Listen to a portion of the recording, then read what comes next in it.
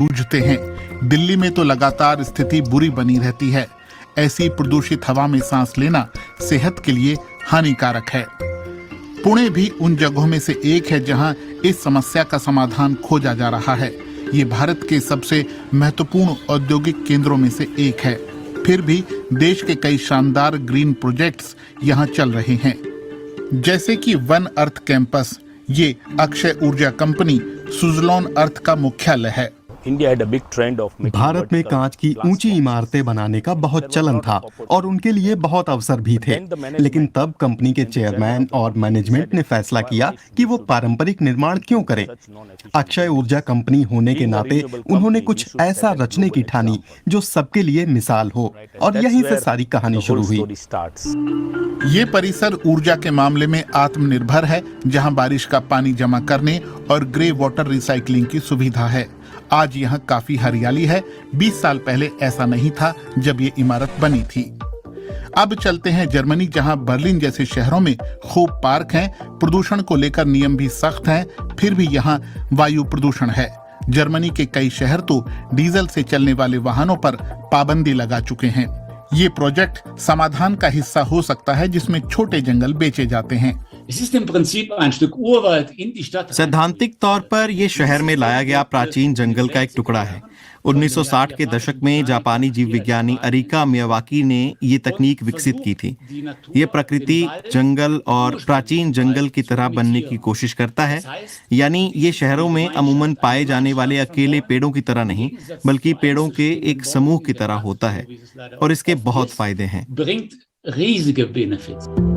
जैसे कि यहाँ कोलोन में एक रियल एस्टेट कंपनी ने खाली पड़ी जमीन पर छोटा जंगल बसाने का फैसला किया है। हमारे लिए छवि जरूरी है, और यहाँ रहने वालों के लिए भी। अगर जगह दिखने में अच्छी होगी तो यहाँ रहना भी खुशनुमा होगा। मैं अंदाजा लगा सकता हूँ कि कई कंपनियाँ हमारी तरह ये काम करेंगी। कई रियल एस्टेट प्रोजेक्टों में सतह पर सजावटी बगीचे बनाए जाते हैं। वह गलत है, उनसे कोई फायदा नहीं। वापस भारत आते हैं। पुणे प्रशासन अपनी ग्रीन इमेज से खुश है, हालांकि वो जानते हैं कि शहर किस कदर वायु प्रदूषण की चपेट में है। यही वजह है कि पुणे ने बीते सालों में बड़े पैमाने पर साइकिल पाथ बनाए हैं। अब ये शहर भारत में सस्टेनेबल आर्किटेक्चर के मामले में अग्रणी बनना चाहता है। व्यावसायिक इमारतें क्लाइमेट फुटप्रिंट घटाने में वाकई मददगार होंगी। इसके लिए रोशनी कम करनी होगी, प्रभावी तरीके से कूलिंग करनी होगी। इसके अलावा प्राकृतिक रोशनी और वेंटिलेशन का इस्तेमाल करें तो किसी जगह को गर्म या ठंडा करने की ज्यादा जरूरत नहीं होगी। ऐसी ही मिसाल है आर्किटेक्ट नूरू करीम का बनाया फॉरेस्ट स्कूल। इसी साल से ये खुलेगा। इसका डिजाइन कुछ अलग है। इसका बाहरी हिस्सा हरा भरा है, छत पर साइकिल पाथ बना है और बड़े बड़े ग्रीन स्पेस हैं। ये डिजाइन प्रकृति और सघन शहरी आबादियों में पढ़ाई के तरीकों के बीच एक संबंध खोजता है। स्कूल को फॉरेस्ट नाम देने के पीछे जो आधार है वह वृद्धि, सीखना, दोबारा इस्तेमाल, रोपने और खेलने के आइडिया से आया है। पुणे में लगातार नया निर्माण हो रहा है। कस्तूरी हाउसिंग यहाँ के एक बड़े बिल्डर हैं। कंपनी के निदेशक का कहना है कि ग्रीन आर्किटेक्चर में भी मुनाफा है। By nature, we are not स्वभाव से हम सस्टेनेबल नहीं हैं। आखिर में हम कंक्रीट और स्टील के बड़े बड़े स्तंभ ही खड़े कर रहे हैं, और हम जानते हैं कि स्टील का खनन या कंक्रीट में इस्तेमाल हुआ सामान सस्टेनेबल नहीं है। लेकिन जिस तरह हम बिल्डिंग डिजाइन करते हैं उससे लंबा टिकेंगी। ऐसा करने का एक तरीका है कि हम ज्यादा से ज्यादा रोशनी को अंदर आने दें। इसके लिए हम छत से फर्श तक लंबी खिड़कियां बनाते हैं ताकि खूब हवा और प्राकृतिक रोशनी अंदर आए। इससे एयर कंडीशनर और कृत्रिम रोशनी की जरूरत कम कर सकते हैं। And for artificial lighting.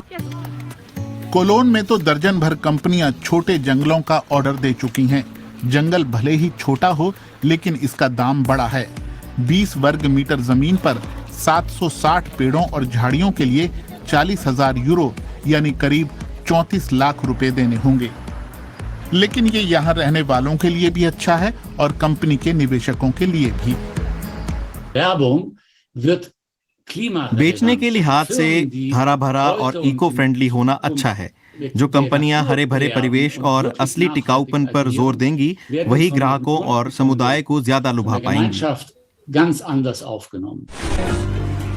कोई नहीं जानता कि भविष्य में ग्रीन शहर कैसे दिखेंगे, लेकिन छोटे जंगल और सस्टेनेबल डिजाइन शहरों की हवा सुधारने में अपना योगदान देते रहेंगे, भले ही भारत हो या जर्मनी।